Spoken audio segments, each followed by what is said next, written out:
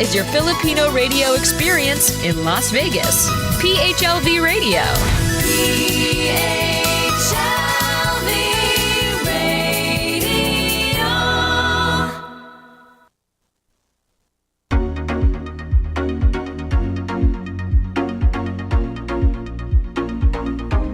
All right. Good afternoon, everybody.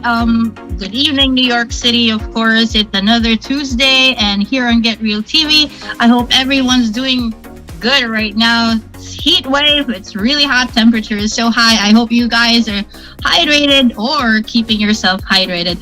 This evening, I really have a very special guest. I think this is first time in Get Real TV, if I'm not mistaken. I've invited him several times, but I guess this is the perfect timing. And a lot of our community leaders or the Filipino community is very eager to hear from him after, the recently concluded election. So, without further ado, let me introduce to you right now my special guest, of course, with almost 20 years of public service experience, has served as an executive director for the Woodside on the Move, regional manager for policy and advocacy for the Susan G. Komen Breast Cancer Foundation, Chief of Staff for Assembly Member Brian Barnwell, Senior Advisor for AARP and Legal Researcher at the Fil-Am University School of Law. After winning this June's primary election, Steven Raga is also a member of the Democratic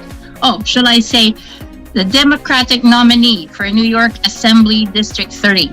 Currently, he is an advisor for the United States Commission on Civil Rights, a member of the Queens District Attorney Commission for Asian American Affairs, and a member for Queens Community Board too. He also sits on the nonprofit boards for the National Association of Filipino American Associations, also known as NAFA, Western Queens Community Land Trust, National Urban Fellows Alumni Queens, LGBT Pride, and Filipino American Unity for Progress or UniPro. Stephen holds an MBA from Cornell University SC, Johnson's Graduate School of Management, an MS in Healthcare Policy and Research from Cornell Medicine, an MPA from the Baruch College Marx School of Public and International Affairs. Ang bigat ng credentials. A BA MPP from Stony Brook University and graduated, of course, from Harvard University Kennedy School of Government Senior Executives in State and Local Government Program. Of course, without further ado, a good friend of mine, Steven Raga in the house. Thank you. Thank you for the invitation. Sorry I didn't get to come earlier, but now I have some time. So now whatever you need, I'll make sure we can spend and discuss. But thanks so much for the invitation. Happy to be here. And it's been a few days since the election, so just making sure that we're circling back with folks, with voters, and like you said, making sure we're hydrated here in New York. It's pretty hot. I know. Steve, okay. Were you born and raised in New York City or in the United States? Yeah, well, I was born here in Queens, and then I moved to the Philippines to live with my dad I was a few months old, so I stayed in the Philippines for the first few years of my life. Okay. The reason why I asked is I wanted to connect. How did you end up, being very active in serving the Filipino communities? How did it start? Yeah, that's it. It wasn't really, I'd say, I moved back here for elementary school is when I moved back to New York, and I lived for the vast majority here growing up. And then in college, I was between here in New York. I lived and worked in Cairo, in Egypt, in Manila as well, in Quezon City. And then in DC, upstate, I've been around through work and school. So, but I think what connected me first initially was in university, in undergrad at Stony Brook, where I was the president of the Philippine United Student Organization, and then also the chairperson for the regional district coalition for FIND, which is the New York, New Jersey coalition for Filipino students, and also where I was the national chairman for the Filipino Intercollegiate Network in Ireland, so the national organization for Filipino American students here in America. So I think that's where I started getting interest and making those connections and building those long-term relationships, and naturally that just extended after graduation. And so I remember you were with you were the chief of staff of Brian Barnwell. Yeah. Was that in preparation for the election, or you didn't have any clue, or you didn't have any idea? No, nobody had clue. No, there was no clue. That was just a great opportunity to work and live and represent Woodside and our neighborhood on the stairs of the state capitol. That experience has been crucial and also unique into making sure that when we run for office, it's great. We're going to represent our community 100% and we deserve it, but also that we know what to do. We know what the processes are so we can make responsible decisions for us and for our community. Right. Was there an inspiration or an advisor, a push from someone in New York, that led you to run for office? For this year, actually, yes, there was. It was my former boss, Daphne Kwok. She spent many years in Asian American advocacy for national, federal policy issues, and recently works for aging with seniors and post-retirees for the Asian American community. And I asked her, hey, this opportunity came up. People are saying, Steve, you should do it. I personally do not feel like this is the time, I have other things on my plate, especially with the work right now and other responsibilities. But she asked me rather, is this a seat later on in the future you could see yourself running for? And I said, yeah, of course, down the line. And she said, well, sometimes that you don't pick the opportunity or the time, it picks you. So if it's there and you're the number one choice for this, you should go and put all your effort in. And that's what I did. And that's how we made history and won the primary election. I know, the very first Filipino in the primary election to be elected. Yeah. So was that opportunity offered to you last year or a couple of years back? No, it was never really. Well, last year that race was the city council race that we were running for last year. We did not win that one. Most people don't win their first the first go around, but we had a lot of lessons we garnered. We brought in more volunteers who were in support and more stakeholders that wanted to see us succeed. And that really broad positive coalition is what made us win over 72% of the vote in June. Wow. How did you prepare for that, Steve? I know it's a lot of it's a lot of things to do, just practically running for a post. But how did you prepare, and how did you gather the entire Filipino community to support you for this election? Yeah, well, luckily for me, it wasn't that in terms of gathering our community in support. Folks really came out of the woodwork proactively and wanted to help. These are stakeholders and community leaders in our networks that I've already worked with in the past for almost multiple decades. So I did not come out of the woodwork and say, hey, I'm Filipino, support me. It's, hey, we've been working on various projects, several initiatives and coalitions and issues, both local, nationally, and internationally for years. They know the work that we would love and have the same vision and values, and they know the things that I care for are similar to what they care for, and luckily from all sides of the community, folks volunteered, want to continue to volunteer, and that's where on election day we had over 170 volunteers in total at all our sites. That's a huge showing, a huge amount of support, and that just shows about the positivity and energy coming from our community. Did you actually reach out to non-Filipino communities too? Of course, 100%.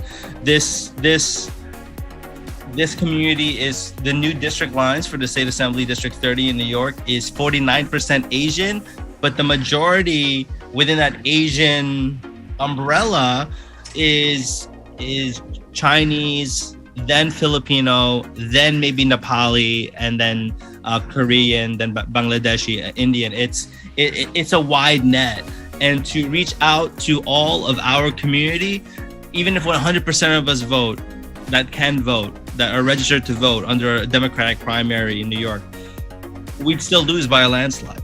It's up to us to make sure that we're doing the proper outreach to all members and voters of our community, or else we wouldn't have made it. Oh, so how did you do that? Because if I look at it. You want the secrets? Is that what you... No, I mean, how did you actually reach out to the non-Filipino communities? You being a Filipino, and them, some of them might probably be seeing you for the first time, but I know you've been very active, and in the Filipino community, it's no question that you're already known for your service in the Filipino community. Yeah, for sure. It's also difficult because it's not from their perspective, and also our perspective, but from them, I'm a Filipino American asking for their vote. Chances are, in these neighborhoods, there has never been a Filipino American asking them for their vote. Not ever. Right. I'm the first one. Not win or lose. I'm the first asking for the vote. Right. So it's different because it's, why do you deserve my vote? Why would you deserve this limited time that you're calling me or in front of my door, my attention? And I've never seen a Filipino American running, let alone win, and be in a position of authority over policy and budgeting and constituent services over my community, that you really have to connect and drive home why you are the best option and the best candidate. So that was actually the most fun for me. For the last few weeks of the election, for 5 to 6 hours a day, I was knocking doors, going door to door and canvassing, mostly in communities that were not Filipino. Some of them there were. It was fun seeing the name on our list. That would probably be a lot of work for you, and tireless day and nights, before the election. What was the during that time that you were campaigning? What was the greatest struggle that you've encountered? I think it was just a personal one for me. Just the amount of time needed to really ensure that you win an election. There's no right formula. Every race is different. You can win by a landslide one year and next year lose by it, or lose one year and win the next. It really depends on the circumstances and the voter turnout, because you can have 100% of or 90% of the people like you, but if your 90% don't vote that day and the opponent's 10% does, you're still going to lose. So like in my head, it's just fighting back the anxiety and build up, because you know that there's never going to be enough time. You have to raise money. These elections cost a lot of money. Raise money, get that support, get a united umbrella, a broad coalition of supporters, both on the electeds, the nonprofits, and the voters. It is a lot, and we had a really, really great team and that worked tirelessly, and that's one of the main reasons how we got this through. And congratulations for that. So what is actually the plan of Mr. Steven Raga for both the Filipino communities and non-Filipino communities now that you have taken your post, assume your post right now? This is a 1-year position that you're holding right now. So what are your plans? What do we see, from your district? Well, first, I don't take the oath until January. January okay. is when you officially take the oath, and from there it's a 2-year position. So if I decide to keep going, it's every 2 years there would be another election, and I would hold that seat. At this point, there's no term limit, so it could be as much as we want, right, and as much as we deserve, obviously. Of course, definitely. So I think right now the plan is, number one, just doing the best public service that we could do at the state assembly for everybody involved, because for the Filipino community, for us, I know it's a good story. It's inspirational. You want to support. You want me to do the work. You want me to give back to. I will do. That's what we want to do. The other hand is all these other people that are not Filipino. They want to see, or for them, that at the minimum see that you can have a Filipino in a place of authority that they can put their public trust in. That right. This is a good they're voting the right way. They're putting the resources back into our community. They care about our constituents and calling right back. So we want to make sure that everybody is supported, and we can help all our friends and neighbors and small businesses in the district, no matter their background, no matter what party they're in, no matter if they voted for me or not, whether they hate me or not, whether they can vote or not. And we want to make sure we help everybody involved. That's going to be a big fight, but I'm happy to take that on. All right. Steven, looking at our community right now, do you feel or do you see currently that the Filipinos of the East Coast are united already? Do we need to have more activities to keep them united, or to put them together, or we are just all over doing our thing? No, I think it's great. I mean, I don't know about all over the East Coast. I'm not that plugged in yet. But for the folks that I know that are doing the great work, from Boston to DC and a bit more south, I see the great work the community does. And for me, we're a growing community, so the more the merrier. And the more we work together, the more we celebrate together, the more we advocate for each other together, we're definitely heading the right way. And it's a really crucial and beautiful time to be involved in our community. And we're, not only do we see the bright lights during the struggle, but we're seeing the fruit of that struggle fairly frequently. So now's the time to join. Put your efforts in, whether that be sweat equity, whether that be donating to a nonprofit or an election, wherever you are. This is the time to do it. Get involved and make history. Continuing making history. And making history, right? 2 years term, that will be a lot of work for you. Starting, next year, 2023. Your district covers what scope? What particular neighborhoods? Yeah. Okay, so first, my neighborhood, Woodside. I live right in Little Manila in Woodside. So we have Woodside, Queens. We have Jackson Heights, which is the most diverse zip code in America, 11378, Maspeth. Then we also have Elmhurst, Middle Village, and then pieces of Astoria. Wow, that's quite a lot. Yeah, it's a lot. That's quite a lot to handle. Currently, what are the advocacies that you are pushing for, Steve? Yeah, so the main ones for me is better and fair housing for all New Yorkers here, healthcare for everyone. Make sure it's accessible to everybody, and also strengthening our labor laws so that our workers in New York State are feel safe and make sure they're respected. The other issue that I care about and we want to push are issues in relation to new immigrants and helping them garner any resources needed to contribute back to New York, but also to stay afloat in New York. We need to make sure there's that safety net for folks. And then also making sure that seniors are taken care of, our youth is taken care of, and strengthening our education system here in the state of New York. Do you feel that our neighborhood, because I live in your district, I'm in Elmhurst, I'm 11373, apparently I don't vote yet. I haven't exercised my right to vote.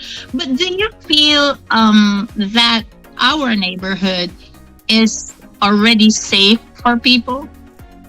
Safe? Safe. All across the city, and especially when I was knocking doors, public safety is a priority for folks, especially with the Asian American community, and not just in New York, but across the country, with the rise of hate crimes and violence towards Asian Americans. And those are the ones that are just reported. Those are the ones that you see on video. There's a lot of others, especially from the Filipino American community, where people are too hesitant to make public. But nevertheless, folks let us know about it. So to that end, we also want to make sure there's a very comprehensive plan for public safety for our community. That's on every level of government. Of course, I'm on this would be the state level. The NYPD is a city council entity or a city level entity. But whatever we could do to make sure that our community feels safe, and the police are doing the right thing and doing their job and making sure that our communities are safe. That's something I'd love to prioritize and lead the way and support wherever I can. Right. There are crimes like Asian hate crimes that has been reported, and there are people who are scared to report. That's the reason why we don't get an actual statistics of these things. In our district, Steve, how could we actually reach out if sometimes we are not comfortable reporting this to the police because of a lot of reasons? How do we go about it, or how could we reach out? Reach out to whom? To report such hate crimes if ever an incident like that happens to us, or do you advise to actually just report it to police?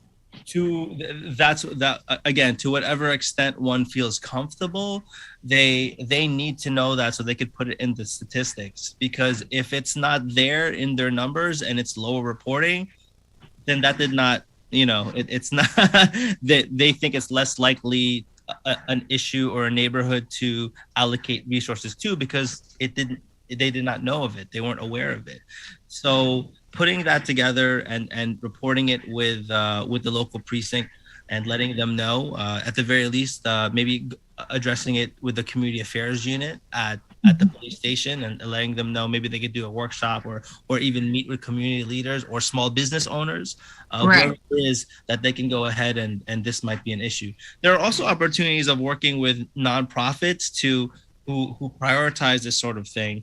I know Asian American Federation and a few others are spearheading an initiative called Hate Free Zone, in which they partner with the small businesses around the neighborhood in ensuring that they work with the residents locally to let them know that if there's ever any issue, if they feel unsafe, that they could come to their business and they will be protected. That could be a haven for them, and they could wait there until the danger passes by. In our neighborhood in Elmhurst, as you know this, there was just that Korean lady that was attacked, and the owners of Louis Pizza in Elmhurst came out, and then they were attacked too. They were stabbed multiple times in protecting the Asian woman. So this is something and an opportunity that our communities can work together and try to prevent and wherever we can support the entities and authorities to preventing it as well. All right. How do you see yourself in politics or being part of the government running our community 10 years from now? Do you feel that 10 years down the line you'd feel more comfortable or confident now in running for a higher post? Do we see somebody like senator or congressman or any position for that matter?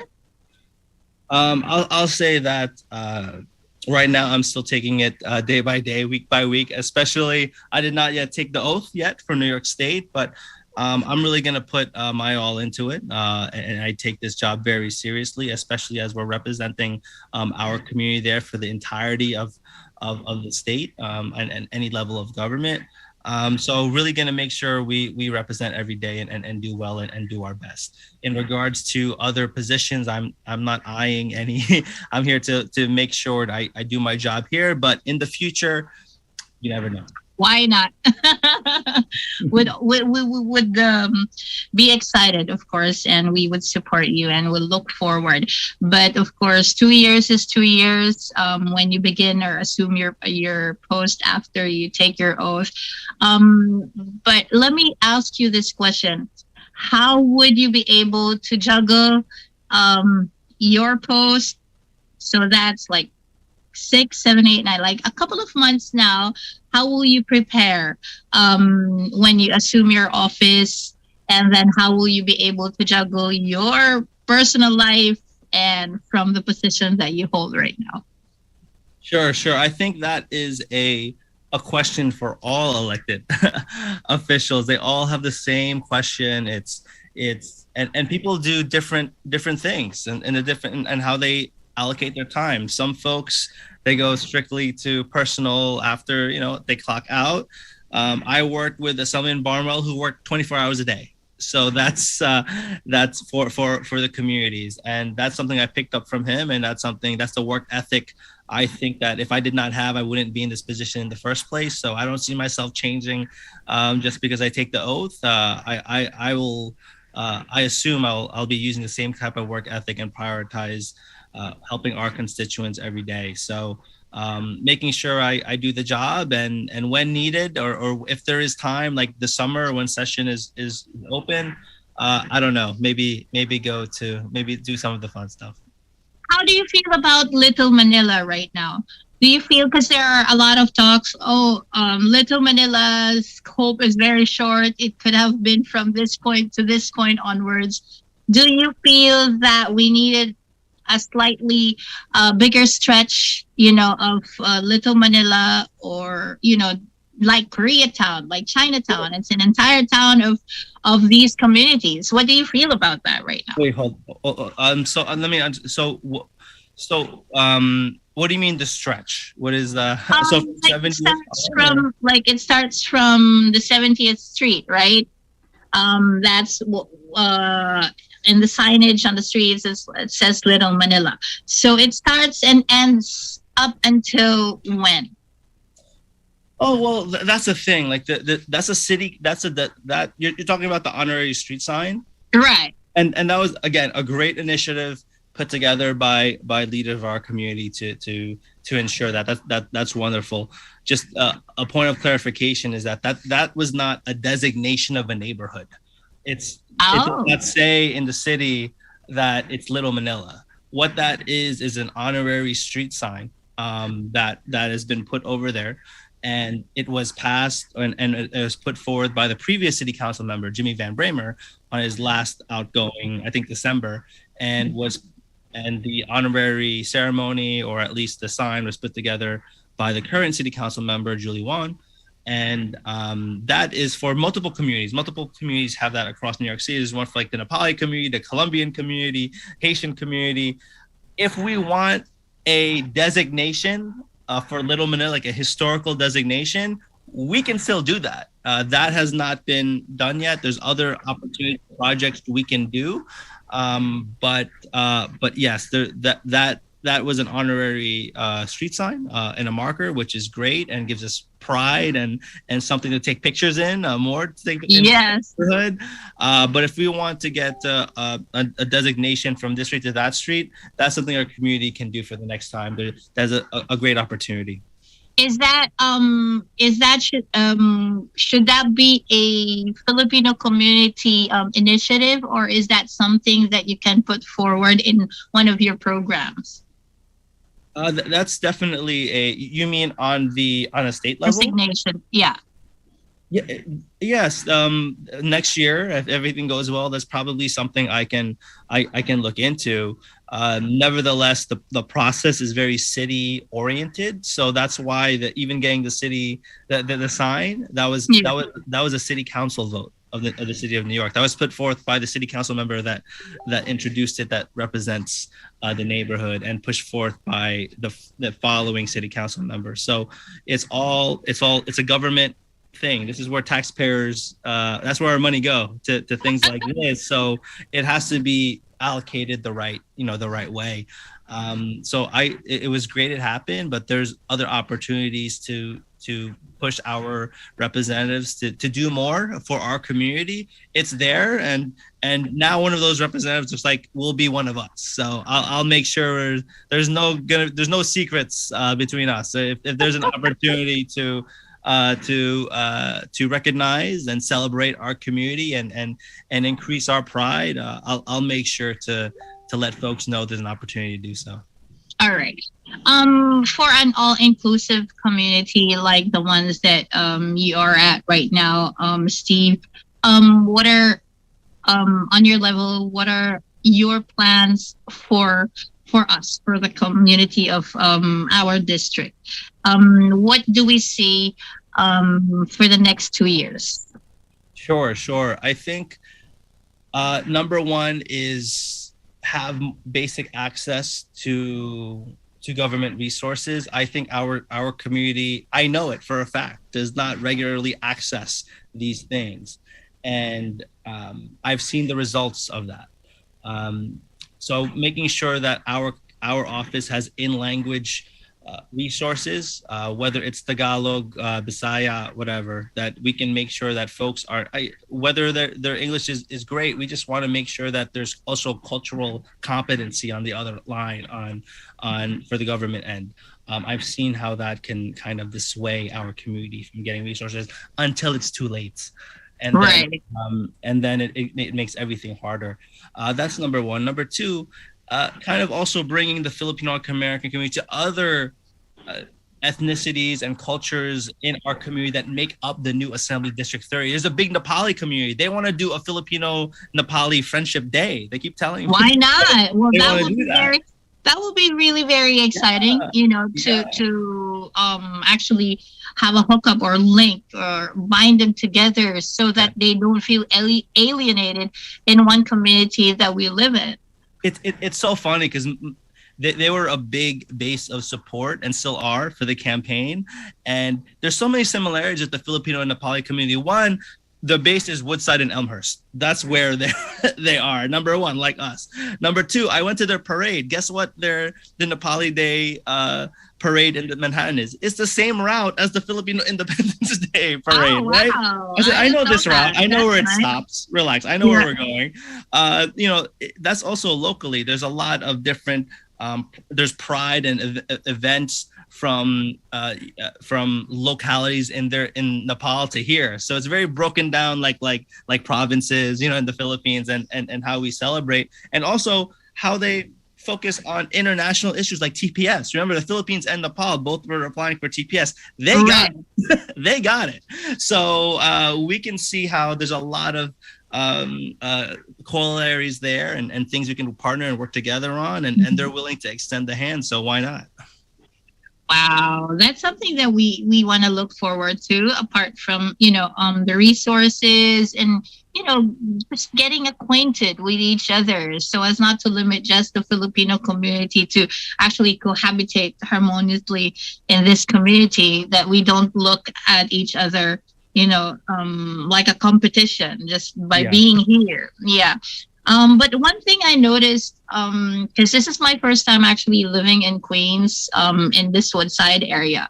One thing that I noticed, Steve, is the cleanliness of the community.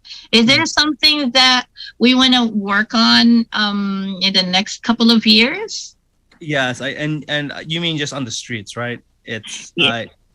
I know what you mean. Again, I live in Little Manila. I know, so it's quite interesting, especially the overflow of garbage, even on the garbage cans. And if you just go down Roosevelt, all of a sudden or even down a little more, it gets a little cleaner, right? So how does that work? A lot of that is maybe we could work with the Department of Sanitation, DSNY for New York, in making sure that local sanitation needs are kept and upkept more frequently. And this is a part of Woodside that of course deserves that priority. It's been deprioritized for years, if not decades. Next is also finding other ways to fund such local initiatives to keep our community clean. There's ways like, for example, the city council discretionary the participatory budgeting, where the community can decide. We will decide where maybe $100,000 goes, $200,000 goes, and a part of that could be in the area. More garbage cans, more frequent, more other items and entities or operation systems that we can instill and then pay for directly to make sure our neighborhood is more clean. I definitely see it too. It's frustrating, and that's one of the things we want to focus on too when we get into office there in January. Just the basic quality of life issues that sometimes are deprioritized in the whole storm here. Right. I know, because I've been observing, and as you know, in New York, like in many different places, all right, this, you know, you are in Queens already. So so it's something like, ooh, this needs attention. With all those plans that you have in the pipeline in your program, Steve, of course, making sure that each and every ethnicity gets their fair share of resources for the local budget and for whatever it is that we actually so deserve as taxpayers. Apart from healthcare, how does one, you know, improve on their healthcare benefits as far as, you know, local is concerned? How do they improve in New York City? Yeah. How do we improve healthcare benefits? It's well, number one, yes. We need to make sure that again, as I said earlier, that everyone has access to fair and sufficient healthcare for whatever they need, no matter if they can't pay or not, no matter if whatever their status is, and no matter where they live. Meaning, accessibility should not be a factor. Travel should not be a factor in getting what you need. And that's going to be a priority. Now, again, there's different levels of government in where that goes. For instance, the latest, let's say, allocations for monkeypox from the federal government. Right. How is that being allocated and distributed? Because of the backup and the lack of local opportunities in the city. I know a few of my friends that live here, actually in Jackson Heights, had to go to Long Island yesterday just to get their vaccination on that, and that's hours out of their way, taking the train and the bus over there out of New York City. So working with other local elected officials on getting resources in, and also having a good relationship with other multiple levels of government is how to do this. In the end of the day, that's what it is. It's relationships. We never on a ballot elect a dictator to do everything, an emperor to do everything. All of this is a body of government. So how are we going to work with other officials in that body of government to shine the light on issues that are pertinent throughout our district, throughout our New York City, and throughout New York State, and put a little pressure and nudge other levels of government that might not have seen this, or this is outside their scope, or have not heard it yet. And this is what we're going to do. We have to work together to make sure resources are here, make sure that everybody here gets the proper health care they deserve, like you mentioned, but also make sure everybody has a place to stay at night. Make sure everybody has proper living, has a proper education, proper travel opportunities, transportation, infrastructure, all the like. And doing that is made easier when we work together. That's right. And who inspires you, Steve, right now to actually serve the community that you serve right now? Who inspires me? I honestly, the people that inspire me are the people on the campaign that have been helping, only because I see them doing it. So it's nonstop. Our folks here are all volunteer staff. No one's getting paid. So they're just working around the clock to make sure that we were going to take the June election. And for me, I would have been tired after a few hours. They were going nonstop, going around the county, talking to volunteers, talking to other supporters to make sure that we get us over the finish line. So that tireless effort is what motivated and inspired me to keep going and say, I don't need that extra hour of sleep. I don't need that extra meal. I have to keep going. So honestly, that's what keeps me going. And they're definitely a bright spot in the whole campaign. As you assume office next year, of course, the support is nonstop, from our Filipino community. But how do you want the Filipino community to support you as a newly elected assemblyman? Yeah, sure. I think what we can do is if they can reflect to whatever degree they're comfortable to go all in this opportunity as they can. I don't expect everybody to go 24 hours a day and in this type of thing. That would be my job. I understand it's our staff, but if everyone can just participate a little bit, whether it's on an advisory board that I will create, or a piece of policy, a coalition we're going to put together, or an event we'll put together for the community, that might not just be for the Filipino community. It might be us doing it for like the Bangladeshi community, for the large Polish community, the Italian community. How do we get this across to all corners of our neighborhoods?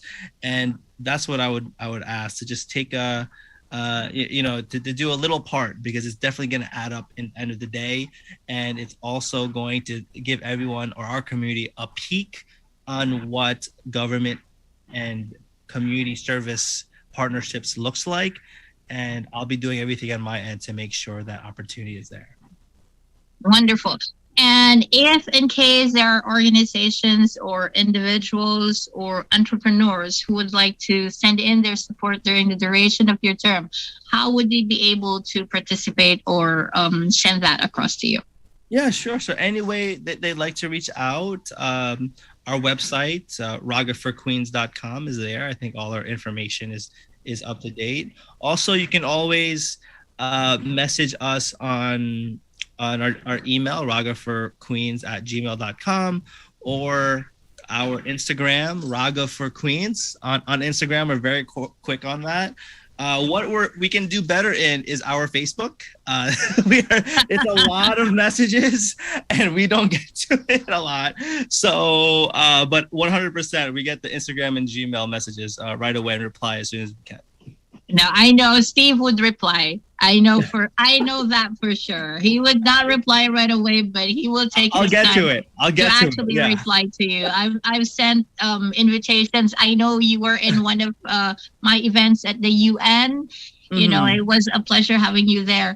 But more so, it's going to be the joy and pride of the entire Filipino community, of course, having you as our newly elected official. Any message to all our Filipino members, whether they are in your community or not, that you want to impart right now, Steve? Yeah, if they're in our community, please give us the support. Whatever you can do, now is the time. We need it. And this is a big undertaking. So whatever we can do, we can give, whether it's, if you live here, hey, if you could vote in the general election, you don't have to be in any part, whatever party, it does not matter. You could vote for me. I will be on your ballot in November, in June, in November for the general. Next is, if you cannot vote for whatever reason, you can always vote with your dollar. Everything adds up, even if it's $5, $10. Guess what? All that adds up, and then that what that does is directly help us get material for in language to other communities in the district. Get the word out to the Chinese community, the Polish community, Irish community, all around the neighborhood. And lastly, please send your prayers, send your good thoughts, send the good vibes, like on Facebook, send the messages and comment. All that adds up to, we want to make everyone know that this is not just my campaign, it's our campaign, and we're gonna be taking the oath together in January. All right. And are there people that you would like to thank, Steve, that helped you and supported you? This is the chance to actually send that message of thanks to the people that you wanted to say thank you. There is not enough time in this broadcast for me to go through all everyone who has given their outpour of support. So I will not fall into that trap. I will say that it is a big intergenerational coalition from Filipinos and non-Filipinos alike. And this is a big and historic undertaking that I've never seen anything like it before here in any political campaign here in New York City. And we're almost there. And then don't worry, we'll give each other their shout outs soon. But we should have started with this, not in the end. If we can do that. I know, it's the beginning. Well, definitely it's not the end of the race, Steve. This is just the beginning of your race in your political journey.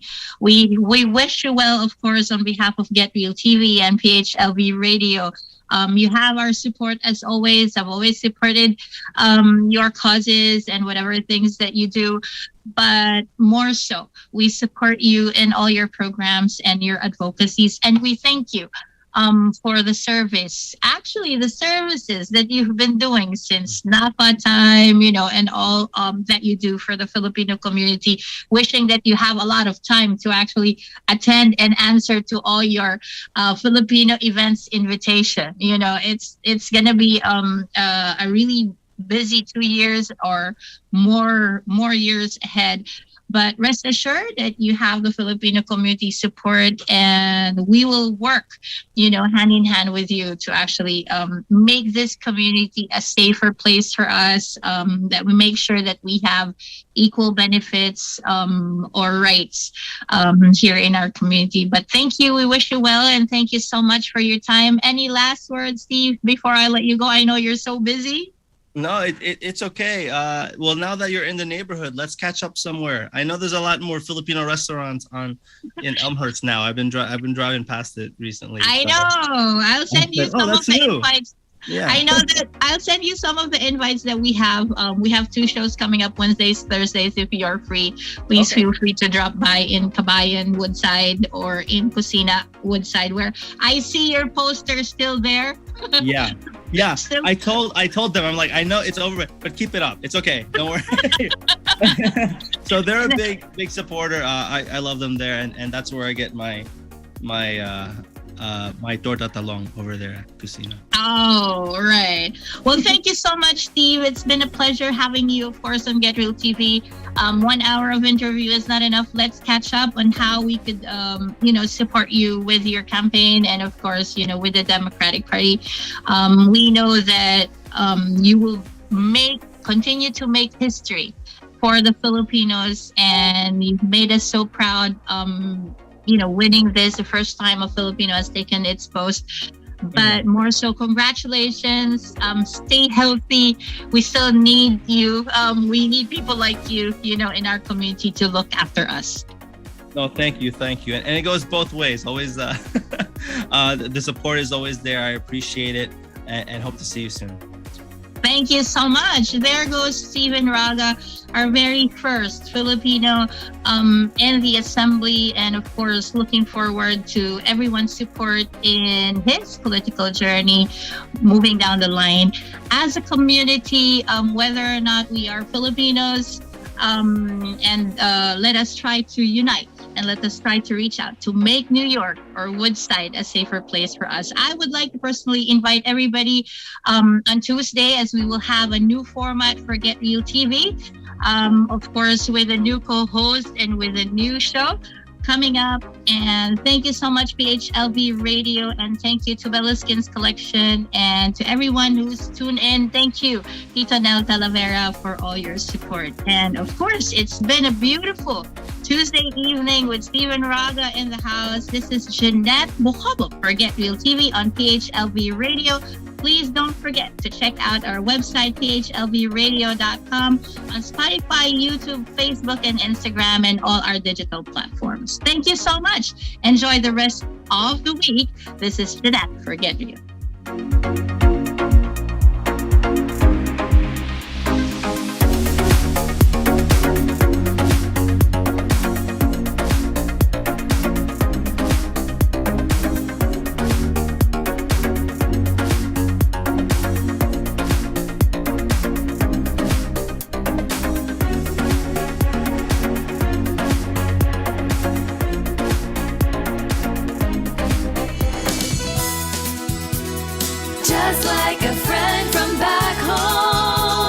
This is your Filipino radio experience in Las Vegas.